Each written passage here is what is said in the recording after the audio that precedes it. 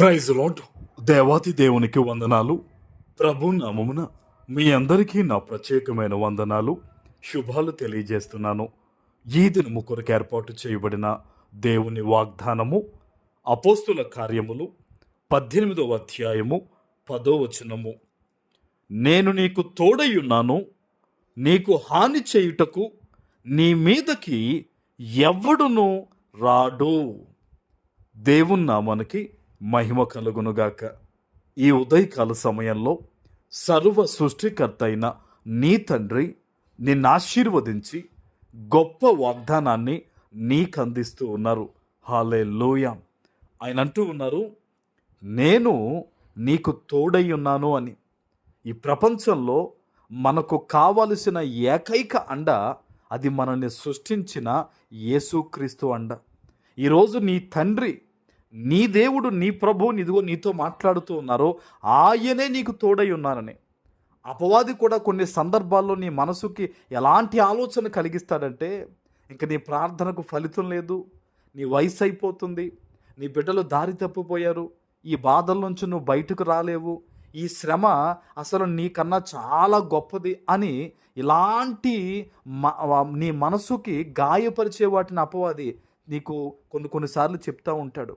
అయితే దేవుడు ఈరోజు చెప్తున్నారు, నేను నీకు తోడై ఉన్నాను గనుక అని. ఆయన నీతో ఉంటే ఈ ప్రపంచంలో ఎవరు నిన్నేమి చేయలేరు. మీరు బైబిల్లో చూస్తే అపవాది కూడా, ఆ దెయ్యాలు పట్టిన మనుష్యులు కూడా గబగబా పరిగెట్టుకుని యేసయ్య పాదాల మీద పడి మమ్మల్ని శిక్షించొద్దు అని బతిమాలుతున్నట్టుగా లేఖనాల్లో చూస్తూ ఉన్నాం. ఈరోజు ఎటువంటి అపవాది నీ కుటుంబంలో ఉంది, ఏ రూపంలో అపవాది నిన్ను ఇంకనూ బాధ పెడుతూ నిన్ను విడిచి వెళ్ళనని, నీ కుటుంబాన్ని విడిచి వెళ్ళనని వాడు అంటూ ఉన్నాడో, ఈరోజు ఈ వాగ్దానం ద్వారా నీకు గొప్ప విడుదల, ఆ యొక్క నెమ్మది కలగబోతుంది. ఆమెన్. దేవుడు అంటున్నారు, నేను నీకు తోడయ్యున్నాను కనుక నీ మీదకు ఎవడూ కూడా హాని చేయడానికి రాడు అని. ఆమెన్. ఈరోజు ఈ వాగ్దానం ఎత్తిపెట్టి నువ్వు ప్రార్థించాలి. ఏ విషయములో అపవాది నీ కుటుంబంలో వాడు ఇప్పటిదాకా తిష్ట వేసుకొని ఉన్నాడో, వాగ్దానం ద్వారా ఈరోజు వాడిని నువ్వు గద్దించాలి. అందుకనే లేఖనం చెప్తుంది, అపవాదిని మీరు గద్దించండి, అప్పుడు వాడు నీ వద్ద నుంచి పారిపోతాడు అని. ఈరోజు చెప్పాలి, యేసు నామంలో ఈ వాగ్దానము నా పట్ల నెరవేరునుగా. కానీ యేసు నామంలో నా కుటుంబములో నుంచి, నా బిడ్డల్లో నుంచి, నా పరిస్థితుల్లో నుంచి, నా శరీరములో నుంచి ఈ దుఃఖము, ఈ బాధ, ఈ వేదన, ఈ త్రాగుబోతుతనము, ఈ లేమి, ఈ కరువు యేసు నామంలో పోవునుగా. కానీ నువ్వు ప్రవచించాలి ఈరోజు. ఆమెన్. నిజ జీవితంలో దేవుడు గొప్పగా నిన్ను ఊహించుకుంటూ ఉన్నాడు ఆయన. ఎందుకు ఈ మాట మాట్లాడుతున్నానంటే, చాలామంది వాగ్దానం విని మౌనంగా ఊరుకుంటారట. కానీ ఈరోజు దేవుడు మాట్లాడుతున్నాడు, నువ్వు మౌనంగా ఉండొద్దు, ఎంత మాత్రం మౌనంగా ఉండొద్దు.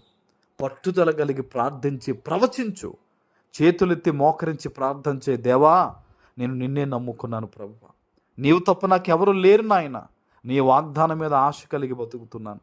ఇదిగో నాలో పొరపాటు ఉంటే క్షమించు, నన్ను ఇంకను నీకు అనుగుణంగా నాయన మలచు ప్రభువా అని నువ్వు కన్నీటితో మోకరించి ప్రార్థన చేస్తే, వాగ్దానం ఇచ్చిన వాడు నమ్మదగినవాడు గనక ఆయన ఈరోజే నీ పట్ల ఈ వాగ్దానాన్ని నెరవేర్చి తన కృపను నీ మీద ఇంకా ఆయన కుమ్మరిస్తారు.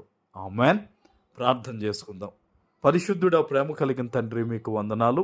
ఈ ఉదయకాల సమయంలో మీరిచ్చిన ఈ వాగ్దానము ప్రతి బిడ్డ జీవితంలో నెరవేర్చి స్థిరపరచమని యేసు నామమున ప్రార్థిస్తున్నాను తండ్రి. ఆమెన్.